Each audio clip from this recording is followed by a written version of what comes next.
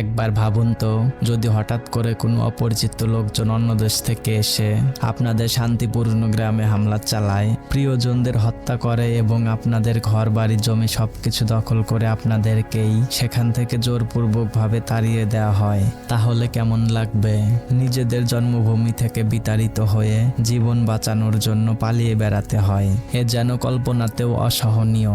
এমনকি মহিলা পুলিশ অফিসারদের গুদাম ঘরে বন্দি করে তাদেরকে নির্মমভাবে ধর্ষণ করা হয়। এমনই কনসেপ্টে তৈরি করা আজকের মুভির নাম জাট, যার IMDb rating 6.0 out of 10, rotten tomatoes 38% refresh rate. চলুন দেরি না করে শুরু করা যাক আজকের মুভির এক্সপ্লেনেশন। সময়টা 2009। শ্রীলঙ্কার জাফনা অঞ্চলের মাঙ্গুদ জঙ্গলে শুরু হয় এই মুভির মূল ঘটনা। শ্রীলঙ্কান টাইগার ফোর্সের পতনের পর প্রথমবারের মতো শ্রীলঙ্কার সেনাবাহিনী প্রবেশ করে এই বিপজ্জনক জঙ্গলে। যুদ্ধ শেষ হলেও জঙ্গল জুড়ে তখনও লুকিয়ে ছিল বিপদ। টাইগার্সদের লুকিয়ে রাখা অস্ত্র ও ধন সম্পদ খুঁজে বের করতে শ্রীলঙ্কান সেনাবাহিনী স্থানীয় গ্রামবাসীদের সহায়তায় শুরু করে খনন কাজ। এ সময় দেখা যায় মুভির প্রধান ভিলেন রানাতুঙ্গা ও তার ছোট ভাই এবং আরো 2 জন সহযোগী মিলে খনন কাজে অংশ নিয়েছে। হঠাৎ রানাতুঙ্গা তার হাতে থাকা শাবল দিয়ে মাটিতে আঘাত করতেই ভেতর থেকে ভেসে আসে তীব্র ধাতব শব্দ। পাশে পাহারায় থাকা একজন সেনা সদস্য শব্দ শুনে সন্দেহ নিয়ে ধীরে ধীরে খনন কাজের দিকে এগিয়ে আসে। রানাতুঙ্গা দ্রুত মাটি সরিয়ে দেখতে পায় টাইগার্সদের লোগো খচিত একটি লোহার বাক্স, যার ভেতরে ছিল স্বর্ণের বার। এটা দেখে অবাক হয়ে সবাই তাকিয়ে থাকে। তখন রানাতুঙ্গার ভাই ভয় নিয়ে বলে, ভাই, আশেপাশেই সেনাবাহিনী আছে। রাগান্বিত কণ্ঠে রানাতুঙ্গা জানায়, সারা জীবন কি মুজুর হয়েই থাকবি? ঠিক তখনই এক সেনা সদস্য এসে সবার দিকে বন্দুক তাক করে, কিন্তু রানাতুঙ্গা দেরি না করে ওই সেনার পেটে শাবল ঢুকিয়ে তাকে নৃশংসভাবে হত্যা করে। এরপর আর এক সেনা এগিয়ে এলে তাকেও আঘাত করে গর্তে ফেলে দিয়ে নির্মমভাবে হত্যা করে। এই হত্যাকাণ্ড দেখে সেনা কমান্ডার সবাইকে অ্যালার্ট করেন এবং যুদ্ধের প্রস্তুতি নিতে বলেন। কিন্তু রানাতুঙ্গা ও তার সহযোগীরা গর্ত থেকে বেরিয়ে এসে একে একে সকল সেনা সদস্যদের হত্যা করতে থাকে। দুর্দান্ত লড়াইয়ের দক্ষতায় পুরো সেনা দলকে পরাস্ত করে ফেলে। রানাতুঙ্গা তখন স্বর্ণবর্তী বাক্স কাঁধে তুলে নিয়ে সমুদ্রের তীরে গিয়ে একটি নৌকায় ওঠে। সেখান থেকে সমুদ্র পথে পালিয়ে যায় ভারতের অন্ধ্রপ্রদেশে। ভারতে পৌঁছে তারা একটি নির্জন সৈকতে বালির নিচে বাক্সটি লুকিয়ে রাখে। কিন্তু এরপরই ভারতীয় পুলিশ তাদেরকে আটক করে এবং থানায় নিয়ে আসে। থানায় পৌঁছালে পুলিশ অফিসার জিজ্ঞেস করে, কোথা থেকে এসেছিস? কিছুক্ষণ চুপ থাকার পর রানাতুঙ্গা উত্তর দেয়, শ্রীলঙ্কা থেকে। অফিসার আবারও জিজ্ঞেস করে, টাইগার্স নাকি? রানাতুঙ্গা উত্তর দেয়, না, আমরা কুলি। এরপর অফিসার জানতে চায়, এখানে এসেছিস কেন?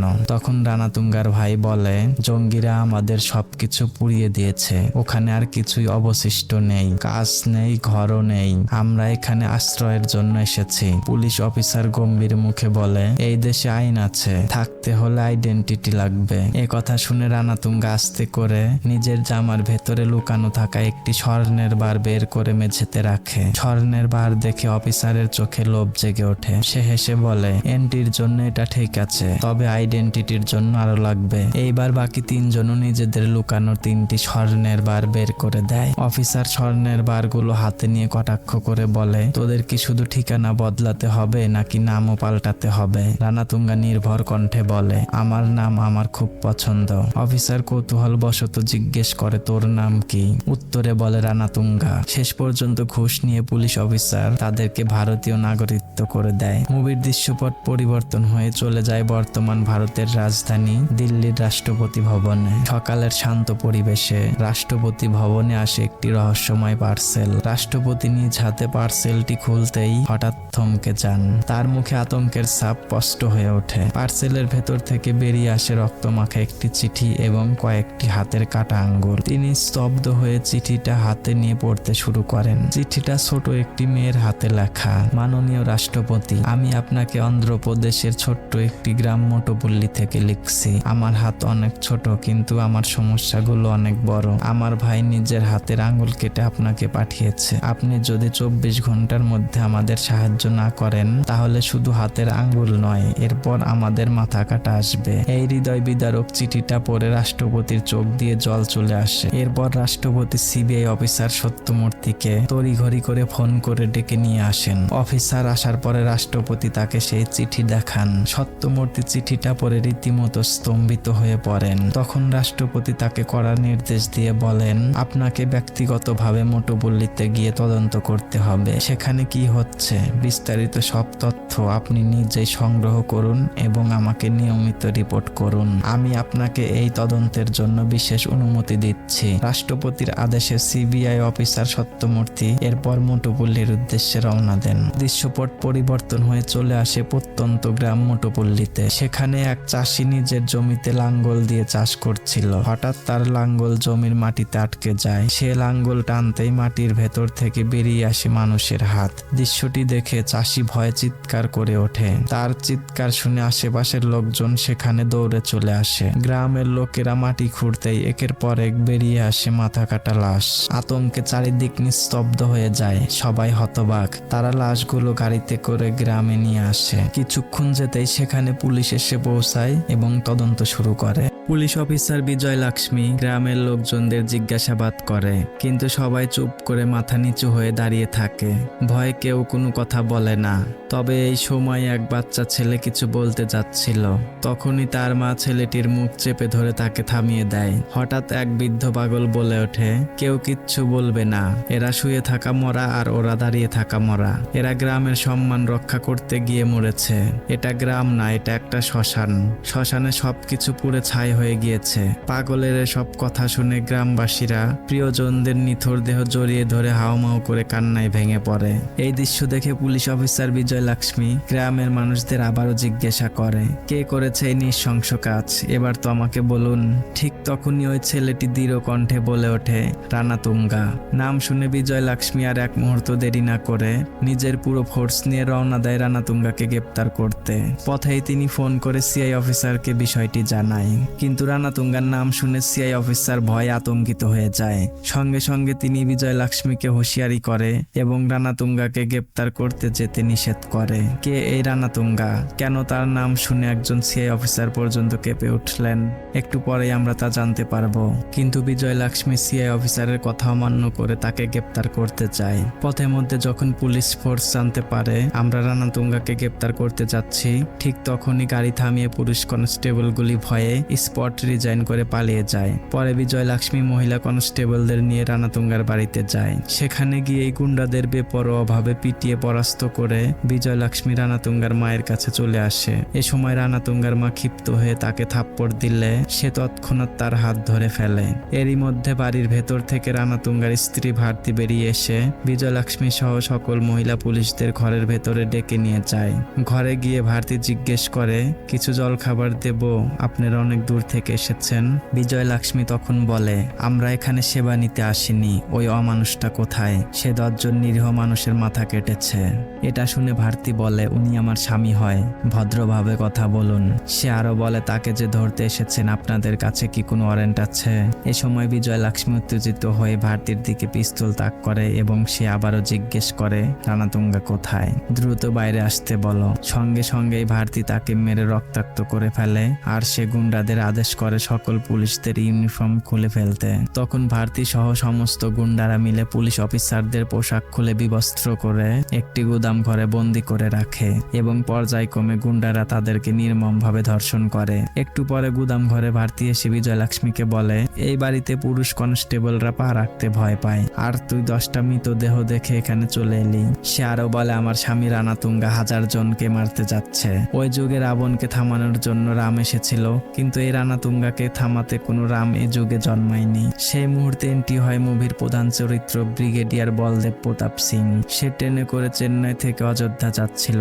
যাওয়ার পথে হঠাৎই ট্রেন থেমে যায়। প্রতাপ সিং তখন ট্রেন থেকে নেমে টিটিকে জিজ্ঞেস করে, এটা কোন জায়গা? টিটি জানায়, এটা অন্ধ্রপ্রদেশের চিরালা গ্রাম। প্রতাপ সিং আবারও বলে, আমার অনেক খিদে পেয়েছে, এখানে কি কোনো খাবার পাবো? তখন টিটি একটি ধাবা দেখিয়ে বলে, সেখানে খাবার পাওয়া যেতে পারে। প্রতাপ সিং দেরি না করে দ্রুত ধাবায় এসে গরম গরম ইডলি খাচ্ছিল। একটু পরে ধাবায় কিছু গুন্ডা এসে প্রতাপ সিং এর ইডলির প্লেট ধাক্কা মেরে ফেলে দেয়, যার ফলে সমস্ত ইডলি মাটিতে পড়ে যায়। ইডলি ফেলে দেওয়ার কারণে প্রতাপ সিং গুন্ডাদেরকে সরি বলতে বলে, কিন্তু গুন্ডারা উপহাসমূলক হাসি দিয়ে বলে, এই অঞ্চলে কেউ সরি বলেও না আর কেউ শোনেও না। এটা বলে প্রতাপ সিংকে ধাবা থেকে বেরিয়ে যেতে বলা হয়। এই কথা শুনে প্রতাপ সিং ক্ষিপ্ত হয়ে প্লেট দিয়ে সজোরে তার মাথায় আঘাত করে। এরপর সে একের পর এক সবাইকে মারতে থাকে, কেউ তার হাত থেকে রেহাই পায় না। এভাবে সে একাই পুরো দলের সমস্ত গুন্ডাদেরকে ব্যাপকভাবে পিটিয়ে তাদেরকে বিধ্বস্ত করে ফেলে। পরিস্থিতি আশঙ্কাজনক দেখে গুন্ডারা সুযোগ বুঝে গাড়ি নিয়ে পালিয়ে যাচ্ছিল।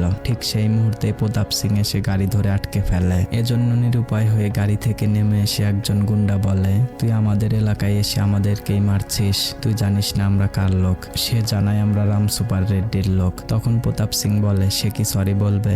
এরপর প্রতাপ সিং গাড়িতে উঠে রাম সুপার রেড্ডির বাড়িতে যাওয়ার উদ্দেশ্যে রওনা দেয়। একটু পর প্রতাপ সিং রাম সুপার রেড্ডির বাড়িতে এসে তাকেই সজোরে থাপ্পড় মেরে মেঝেতে ফেলে দেয়। উপস্থিত সবাই এটা দেখে ভয়ে নিস্তব্ধ হয়ে যায়। প্রতাপ সিং তাকে সরি বলতে বলে। সে জানায় তুই আমাকে মেরে আমাকে সরি বলতে বলছিস। প্রতাপ সিং তখন পূর্বের ঘটনা বলে, আমি ইডলি খাচ্ছিলাম, সে আমাকে ধাক্কা দিল, ইডলি পড়ে গেল, আমি তাকে সরি বলতে বললাম, তখন সে সরি না বলে তোমার নাম নিয়েছে, এবার তুমি আমাকে সরি বলো।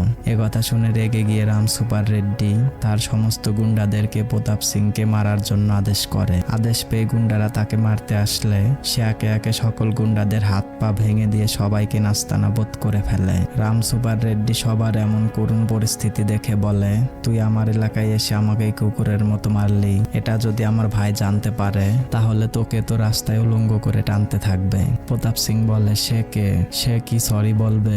রাম সুপার রেড্ডি জানায় তার নাম সোমুলু, সে আমার ব্যাকগ্রাউন্ড। সোমুলুর নাম শুনে প্রতাপ সিং সবাইকে সাথে নিয়ে তার সঙ্গে দেখা করার উদ্দেশ্যে বেরিয়ে পড়ে। অন্যদিকে ভূমি অফিসের দরজা জানালা বন্ধ করে সোমুলু জোরপূর্বক ভাবে সরকারি কর্মচারীদের দিয়ে বেআইনি কাজ করছিল। ঠিক সেই মুহূর্তেই প্রতাপ সিং ভূমি অফিসের দরজায় এসে কড়া নাড়ে। কে এসেছে সেটা জানতে সোমুলু তার দুইজন গুন্ডাকে দরজা খুলতে পাঠায়। ঠিক তখনই ধ্বংসাত্মক লাথি মেরে দরজা সহ দুইজন গুন্ডাকে উড়িয়ে দিয়ে এন্ট্রি নেয় প্রতাপ সিং। সে এসে সোমুলুকে সরি বলতে বলে। তার এ কথা শুনে সোমুলু অবাক হয়ে যায়। সোমুলু কৌতূহলবশত জানতে চায় সরি কেন বলতে হবে। প্রতাপ সিং তখন পূর্বের ইডলি ফেলে দেওয়ার ঘটনা বলে, যে কারণে সোমুলুকে সরি বলতে বলে। কিন্তু সোমুলু সরি না বলে তাকে ঘাড় ধাক্কা মেরে সেখান থেকে চলে যেতে বলে। তখন প্রতাপ সিং সেখানে থাকা সমস্ত গুন্ডাদেরকে এক এক করে মাটিতে শুইয়ে দিতে থাকে। কিছুক্ষণের মধ্যে সবাইকে প্রচন্ড মারধর করে দমিয়ে দেয়। শেষমেশ প্রতাপ সিং সোমুলুকে স্টিক ফ্যান দিয়ে আঘাত করে এবং সেই ফ্যানের পাখার সাথেই আটকিয়ে তাকে আলমারির সাথে ঝুলিয়ে রাখে। এমন দৃশ্য দেখে সবাই হতবাক হয়ে যায়। এরপর সোমুলুকে সেখান থেকে নিচে ফেলে দেয়। তখন প্রতাপ সিং সোমুলুকে আবারও সরি বলতে বলে। কথা শুনে রাগান্বিত কণ্ঠে সোমুলু জানায়, আমার ভাই যদি জানতে পারে তাহলে তোর রক্ত খেয়ে নিবে। প্রতাপ সিং বলে, সে কে? সোমুলু জানায় রানাতুঙ্গা। অন্যদিকে দেখা যায় সিবিআই অফিসার সত্যমূর্তি গাড়ি নিয়ে মোটুপল্লির দিকে যাচ্ছে। পথে মধ্যে পুলিশ অফিসার সত্যমূর্তিকে রানাতুঙ্গার বিষয়ে কথা বললে সত্যমূর্তি জানতে চায় কে এই রানাতুঙ্গা। পুলিশ অফিসার তখন রানাতুঙ্গার অতীত সম্পর্কে জানায়। সে কিভাবে ধাপে ধাপে ক্ষমতাশীল ও প্রভাবশালী হয়ে উঠেছিল, তার উত্থান যেন এক রুদ্ধশ্বাস কাহিনী। এরপর দৃশ্য পরিবর্তন হয়ে চলে যায় 15 বছর অতীতে।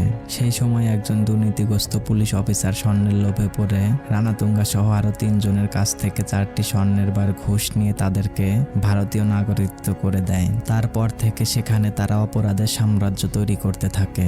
একদিন রাত্রিবেলা রানাতুঙ্গা সহ আরো 3 জন সেই এলাকার সবচেয়ে প্রভাবশালী ব্যক্তির বাড়িতে এসে তাকে নিষ্ঠুরভাবে হত্যা করে। কিন্তু তাকে কি জন্য হত্যা করা হলো এর রহস্য জানতে হলে আমাদেরকে একদিন অতীতে যেতে হবে। গতদিন সকালবেলা রানাতুঙ্গা ও তার ছোট ভাই নৌকা নিয়ে নদীতে যাবে। এমন সময় ওই এলাকার সবচেয়ে প্রভাবশালী ব্যক্তি তার লোকদের নিয়ে নদীর ঘাটে এসে রানাতুঙ্গা ও তার ভাইকে বলে, নদীতে যাওয়ার জন্য শুধু নৌকা নয়, বান্দু নারায়ণের পারমিশন এবং কমিশন তার হাতে দিতে হবে। এই কথা শুনে সোমুলু রেগে গিয়ে বলে, তুই কিসের পারমিশন আর কমিশনের কথা বলছিস? নদী কি তোর বাপের? ঠিক তখনই বান্দু নারায়ণ সোমুলুকে সজোরে থাপ্পড় মারে এবং সে বলে, এখানে থাকতে হলে মাথা নিচু করে থাকতে হবে। সবার সামনে এমন অপমান আর ছোট ভাইকে থাপ্পড় মারার কারণেই প্রতিশোধ হিসাবে তাকে নিষ্ঠুরভাবে হত্যা করে। ঘটনাস্থলে সেই ঘুষখোর পুলিশ অফিসার এসে এমন পরিস্থিতি দেখে রানাতুঙ্গাকে অকথ্য ভাষায় গালিগালাজ করে এবং গম্ভীর কণ্ঠে বলে, এখানে থাকতে দিয়েছি বলে তুই খুন করবি নাকি? বেশি উঠবি তো সবাইকে ইনকাউন্টার করে নদীতে ফেলে দিব। কথা বলা মাত্রই রানাতুঙ্গা পুলিশ অফিসারের মাথা কেটে ফেলে। এমন দৃশ্য দেখে বাকি পুলিশ ফোর্স সহ এলাকাবাসী সবাই আতঙ্কিত হয়ে পড়ে। এক নিমেষেই পুরো এলাকা থমকে যায়। এরপর থেকে আশেপাশের আরো 40টি গ্রামে রানাতুঙ্গা সন্ত্রাসের রাজত্ব কায়েম করে। তার বিরুদ্ধে কেউ যদি রুখে দাঁড়াতো তাকে সে নির্মমভাবে হত্যা করত। এভাবে এভাবে সে একের পর এক মানুষকে খুন করে সে হয়ে ওঠে ওই 40টি গ্রামের সবচেয়ে প্রভাবশালী ব্যক্তি। এরপর আস্তে আস্তে তার পরিবারের সবাইকে শ্রীলঙ্কা থেকে ভারতে নিয়ে আসে। আর তখন থেকে এই 40টি গ্রামে আমাদের সরকার চলে না, রানাতুঙ্গার সরকার চলে। গত 15 বছরে এমন কোনো ক্ষমতা নেই যে তার সাম্রাজ্যকে ধ্বংস করে দিবে।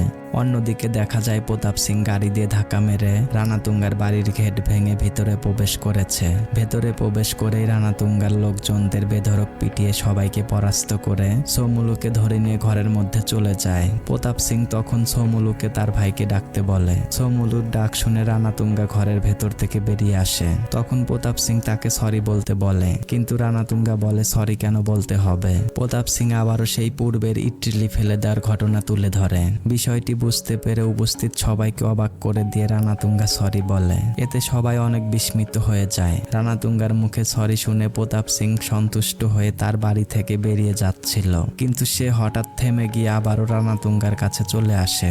তখন রানাতুঙ্গা তাকে বলে সরি তো বলেছি, এবার এখান থেকে চলে যা। প্রতাপ সিং জানায়, সকাল থেকেই আমি লক্ষ্য করেছি যে ধাবায় লোকজনের হাতে অস্ত্র ছিল, রাম সুপার রেড্ডির বাড়িতে নোট ভর্তি ব্যাগ ছিল, আর রেজিস্ট্রেশন অফিসে সাদা কাগজ স্ট্যাম্প লাগানো হচ্ছিল, আর এই বাড়িতে ট্রিপল দিয়ে ঢাকা একটি পুলিশের জিপ আছে এবং তোমার ঘরের ভেতরে পুলিশদের ইউনিফর্ম পরে আছে। তখন একটি ইউনিফর্ম তুলে নিয়ে নেম প্লেটে দেখতে পাই বিজয়লক্ষ্মীর নাম। পরে এক এক করে সমস্ত ইউনিফর্ম মেঝে থেকে তুলে গুদাম ঘরের জানালা ভেঙে বন্দি করে রাখা মহিলা পুলিশ অফিসারদের দিয়ে দেয়। এটা দেখে তখনই সমস্ত গুন্ডারা প্রতাপ সিং এর উপর আক্রমণ শুরু করে। প্রতাপ সিং ক্ষিপ্ত হয়ে একের পর এক গুন্ডাদের মাথা ফাটিয়ে বিধ্বস্ত করে ফেলে। পরিস্থিতি বেগতিক দেখে রানাতুঙ্গা ঘর থেকে বন্দুক বের করে প্রতাপ সিং এর উপর গুলিবর্ষণ শুরু করে, কিন্তু সে ভাঙা দরজা তুলে নিয়ে প্রত্যেকটি গুলি প্রতিহত করে এবং রানাতুঙ্গার কাছে গিয়ে পিস্তল তাক করে, যার ফলে দুজনের মুখোমুখি হয়ে পড়ে। এ সময় প্রতাপ সিং রানাতুঙ্গাকে বলে, আমি একটা সরির জন্য হাত তুলেছি, কিন্তু মেয়েদের সম্মানের জন্য আমি জীবন নিয়ে নিব। আমি তাদেরকে আমার সাথে নিয়ে যাচ্ছি, পারলে তুমি আমাকে গুলি করো। এ কথা শুনে রানাতুঙ্গা বলে, সকাল থেকে যেখানে ঘুরে বেড়াচ্ছিস সেই জমি, আকাশ, সমুদ্র সব আমার। এই গোটা এলাকার প্রতি পদে পদে রানাতুঙ্গা আছে। সন্ধ্যা নামার আগেই তুই আমার কাছে এসে তোর জীবনের ভিক্ষা চাইবি। এ কথা বলা শেষ হলে প্রতাপ সিং মহিলা পুলিশ অফিসারদের সাথে নিয়ে রানাতুঙ্গার বাড়ি থেকে বেরিয়ে গাড়ি করে থানার উদ্দেশ্যে রওনা দেয়। পথে মধ্যে রানাতুঙ্গার গুন্ডারা আচমকা তাদের উপর হামলা করে।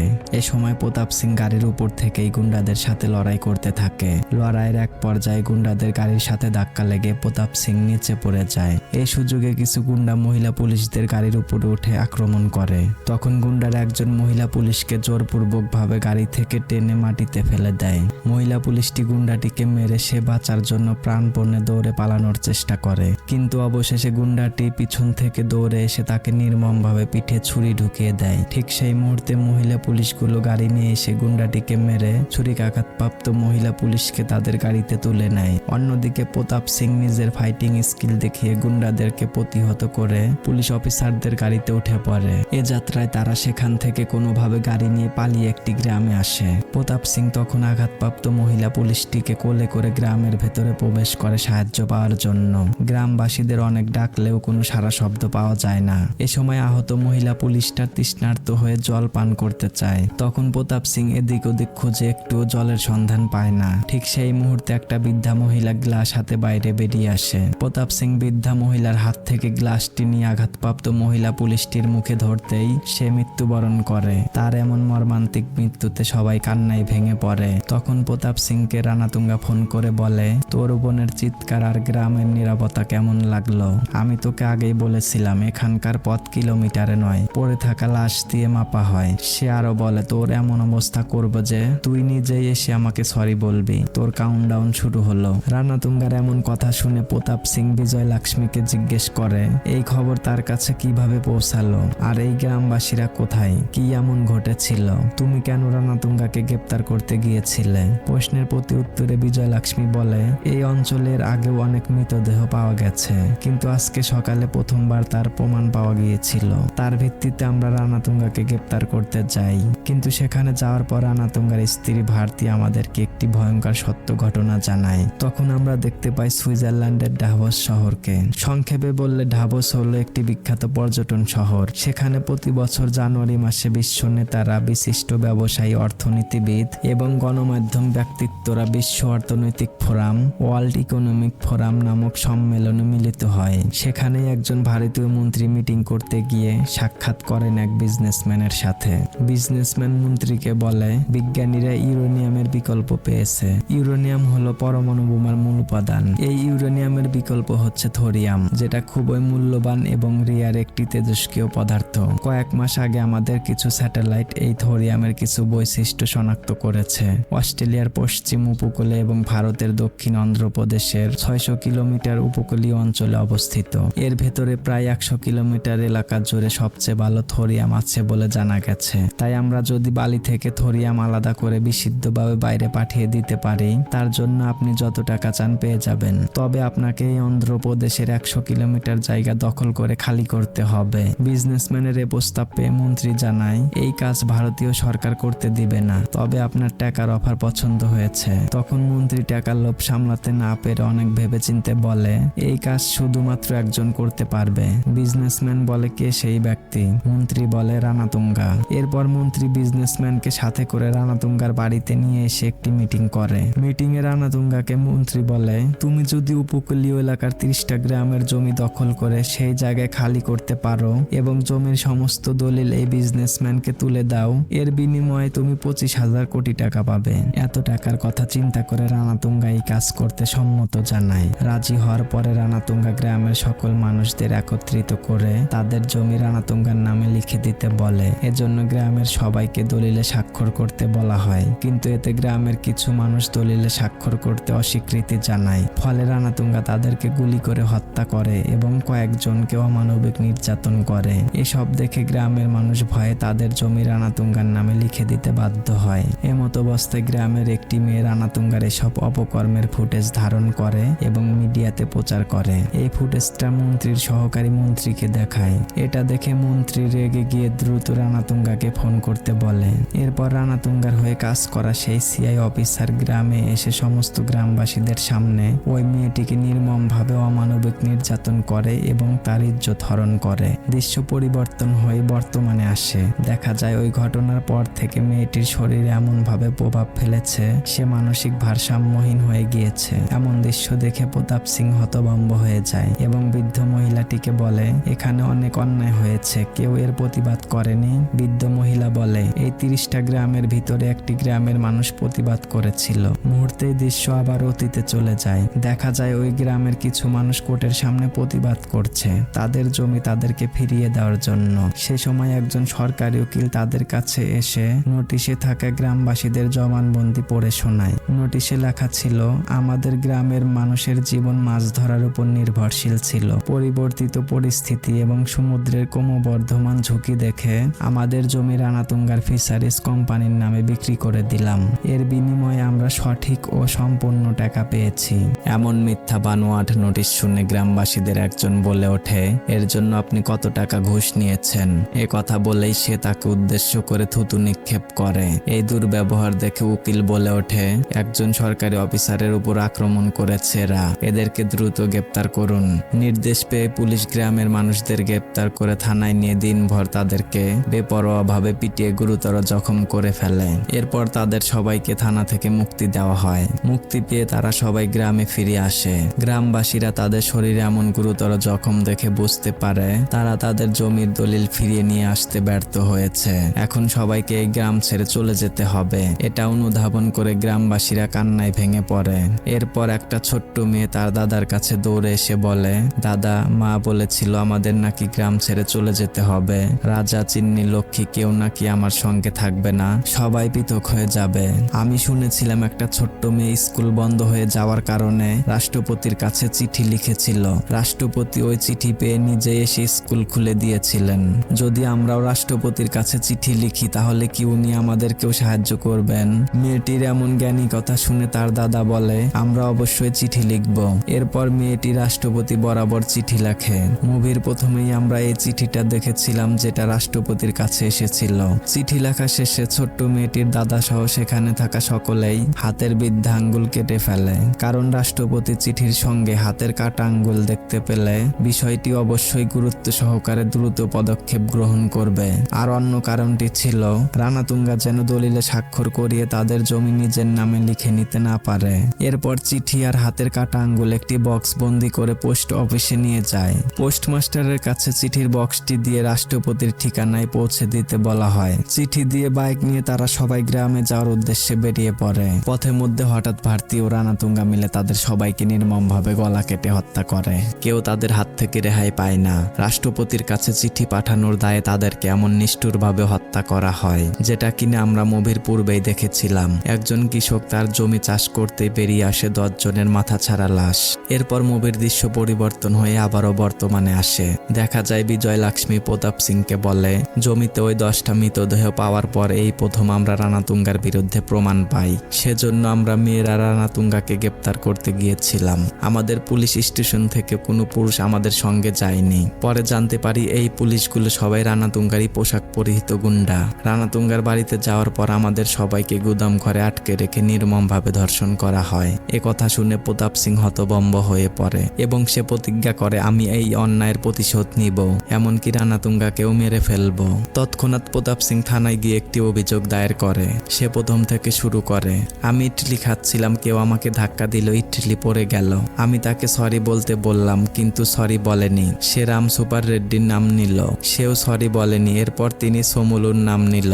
সমুলুর নাম শুনে থানার সবাই আতঙ্কিত হয়ে যায়। প্রতাপ সিং বলে, আমি সেখানে গিয়ে তাকে অনেক মারধর করেছি, তবুও সে সরি বলেনি। তিনি তার ভাই রানাতুঙ্গার নাম নিল, সে আমাকে সরি বলল, কিন্তু আমার এতে পছন্দ হয়নি। এজন্য আমি তার সকল লোকজনকে হত্যা করেছি। তার এ কথা শুনে সিআই অফিসার এসে প্রতাপ সিংকে বলে, তুই সবাইকে হত্যা করেছিস, আবার তুই অভিযোগ দায়ের করবি? প্রতাপ সিং প্রতি উত্তরে বলে, এটা ছিল আমার তথ্য, এখন অভিযোগ লিখো।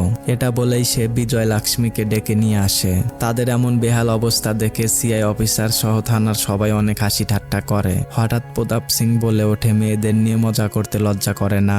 এই মেয়েরা ইউনিফর্মের দায়িত্ব পালন করেছে, আর তোমরা তাদেরকে সমর্থন করার পরিবর্তে ভয়ে পালিয়ে গিয়েছিলে। ওই 29টি গ্রামের মানুষ পায়ের নিচে পড়ে পিষ্ট হচ্ছিল এবং জমি থেকে মাথাবিহীন 10টা মৃতদেহ পাওয়া গেছে। তুমি ইউনিফর্ম পরে কি করেছিলে? গ্রামের একটি মেয়ে সাহস করে সত্য কথা বলেছিল, কিন্তু তার বিনিময়ে আজকে সে পাগল হয়ে মাটি খাচ্ছে।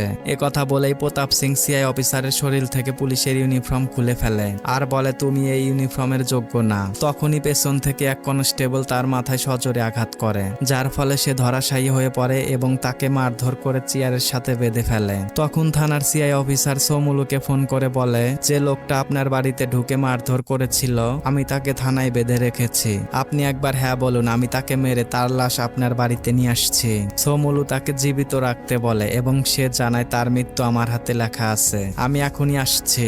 তার কিছুক্ষণের মধ্যেই সমুলু গুন্ডাদের সাথে করে থানায় নিয়ে আসে। থানায় এসেই প্রতাপ সিংকে ব্যাপকভাবে মারধর করে। মারধরের এক পর্যায়ে প্রতাপ সিং অচেতন হয়ে পড়ে। এ সময় জেলের ভেতর থেকে এক আসামি বলে ওঠে, ওকে জাগিও না স্যার, ও জেগে গেলে তোমাদের সবাইকে মেরে ফেলবে। তখন ওই আসামি প্রতাপ সিং এর অতীতের একটি গুপ্ত মিশনের ঘটনা শোনায়। সেখানে দেখা যায় ঢাকা সেন্ট্রাল জেল। জেলের ভেতরে একটা বিপজ্জনক সন্ত্রাসী দল ছিল। তাদের ভয়ে সবাই এক হাতে সালাম করত আর অন্য হাত পিছনে রাখত। হঠাৎ একদিন এই বীর জেলের ভেতরে প্রবেশ করে। গ্যাংদের সবাই ভেবেছিল এটা একজন সাধারণ মানুষ। এমনটা ভেবে তারা সবাই বড় ভুল করেছিল।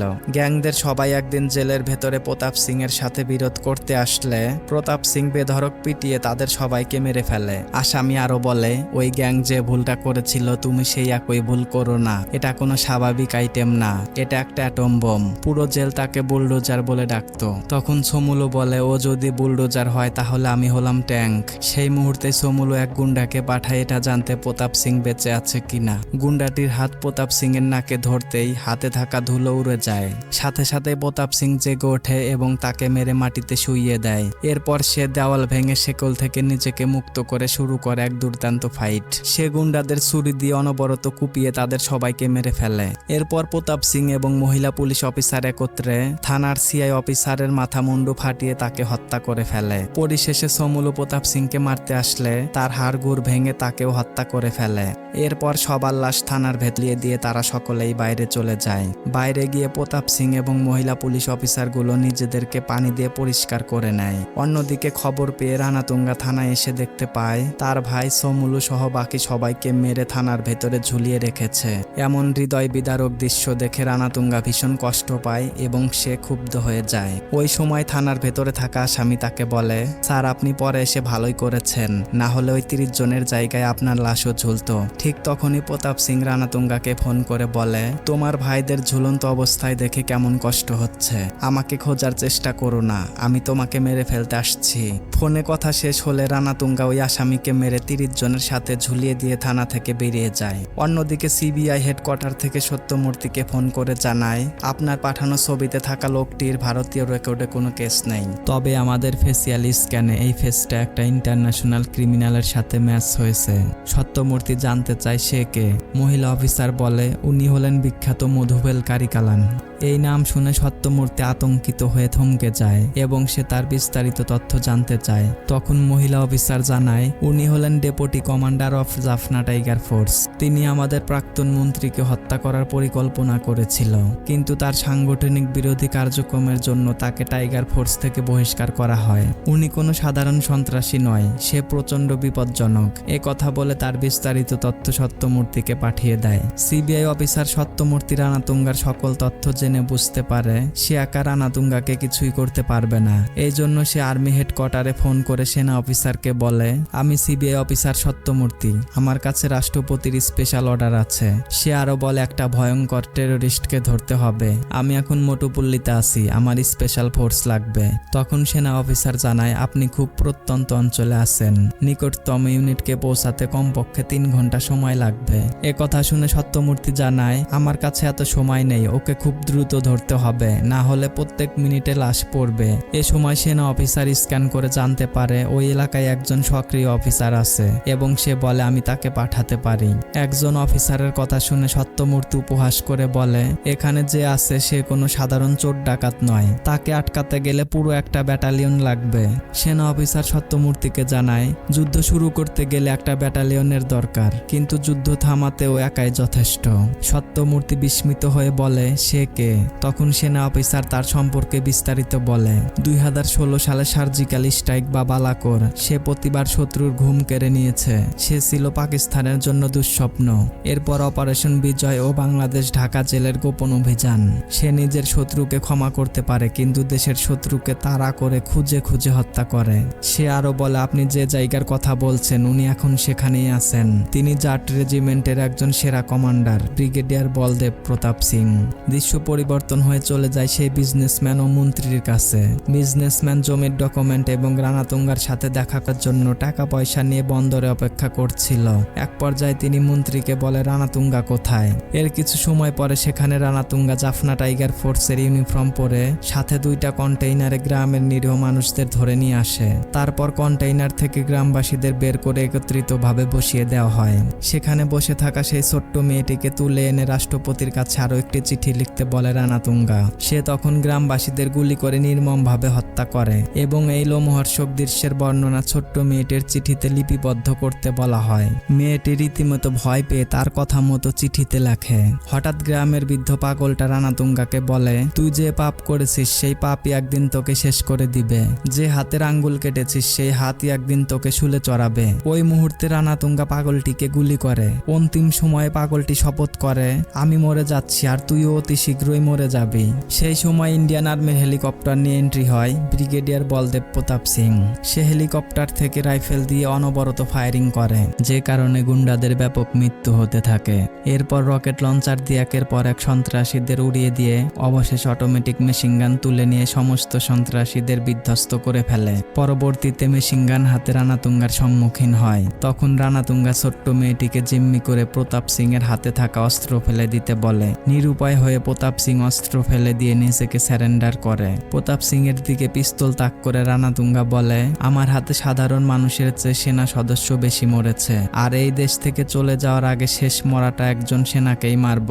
তৎক্ষণাৎ গ্রামের লোকজন প্রতাপ সিং এর সামনে ঢাল হয়ে দাঁড়িয়ে তাকে রক্ষা করে। এটা দেখে রানাতুঙ্গা ঘাবড়ে গিয়ে আবারও ছোট্ট মেয়েটির দিকে পিস্তল তাক করতেই দেখতে পায় মেয়েটি সেখানে নেই। এরপর ঘুরে দাঁড়াতেই তার সামনে এসে হাজির হয় প্রতাপ সিং। তখন দুজনের মধ্যে শুরু হয় এক দুর্দান্ত ফাইট। এরপর রানাতুঙ্গাকে ব্যাপকভাবে পিটিয়ে নাস্তানাবোধ করে ফেলে। এই সুযোগে প্রতাপ সিং রানাতুঙ্গার গলায় শেকল পরিয়ে গ্রামবাসীদের হাতে তুলে দেয়। গ্রামবাসীরা রানাতুঙ্গাকে ফাঁসি দিয়ে নির্মমভাবে হত্যা করে এবং রানাতুঙ্গার লাশ সেখানেই ঝুলিয়ে রাখা হয়। এতে করে গ্রামবাসীদের মনে জমে থাকা সমস্ত ক্ষোভ মুছে যায়। অন্যদিকে দেখা যায় বিজয় লক্ষ্মী ভারতীকে গ্রেপ্তার করতে গেলে ভারতী নিজেকে স্যারেন্ডার না করে আত্মহত্যা করে বসে। এটা দেখে রানাতুঙ্গার মা হার্ট অ্যাটাক করে মারা যায়। তখন দৃশ্য পরিবর্তন হয়ে আবারও বন্দরে চলে আসে। সেখানে আইপিএস অফিসার সত্যমূর্তি এসে প্রতাপ সিংকে বলে, আপনার মতো লোকেরাই এই দেশের শক্তি এবং সাহসকে বৃদ্ধি করে। সে আরো বলে, এই দেশ তোমার জন্য গর্বিত। তখন আইপিএস অফিসার সত্যমূর্তি সহ সেখানে উপস্থিত সকলেই প্রতাপ সিংকে স্যালুট করে এবং তার প্রতি গভীর সম্মান প্রদর্শন করে। অবশেষে প্রতাপ সিং চলে যাওয়ার সময় ওই ছোট্ট মেয়েটি দৌড়ে এসে তাকে জড়িয়ে ধরে ধন্যবাদ জানায় এবং সে বলে, আমাদের যদি আবার কোনো সমস্যা হয় আমরা তোমাকে ফোন করব, তুমি আসবে তো? মেয়েটির এমন বিচক্ষণ কথা শুনে প্রতাপ সিং জানায়, হ্যাঁ আমি অবশ্যই আসব। এরপর প্রতাপ সিং গ্রামবাসীদের বিদায় জানিয়ে হেলিকপ্টার নিয়ে চলে যায় তার গন্তব্যে। সেই সাথে মুভিটার হ্যাপি এন্ডিং হয়। এটাই ছিল জাট মুভির গল্প কাহিনী। এখন আমার প্রশ্ন, এই মুভিটা কি বাস্তবতার সাথে কোনো অংশে মিল আছে? হ্যাঁ, এই গল্পের সাথে বাস্তবিক অর্থে আমাদের শহরে, গ্রামে, পাড়া কিংবা মহল্লায় এরকম অনেক রানাতুঙ্গা আছে, যারা কিনা দূর দূরান্ত থেকে এসে বসতি স্থাপন করে টাকার ক্ষমতার দাপটে স্থানীয় গ্রামবাসীদের উপর অমানবিক অত্যাচার নির্যাতন করে। এমনকি তারা নিরীহ গ্রামবাসীদের জমি দখল করে নিজেদের কবজায় রাখে। এরকম শোষণ, নিপীড়ন, অন্যায়, অত্যাচার অহরহ ঘটে চলেছে, যেগুলো আমরা একটু লক্ষ্য করলেই জানতে পারবো। এজন্য আমাদের উচিত সবাই একতাবদ্ধ হয়ে বসবাস করা এবং একে অন্যের বিপদে আপদে পাশে থেকে সম্মিলিতভাবে সেই বিপদ মোকাবেলা করে প্রতিহত করা। তাহলেই আমরা একটি সুস্থ সুন্দর সমাজ গঠন করতে পারবো। আমার এই কথার সাথে একমত হলে অবশ্যই কমেন্ট করে জানাবেন। সবাই সুস্থ থাকবেন, ভালো থাকবেন। খোদা হাফেজ।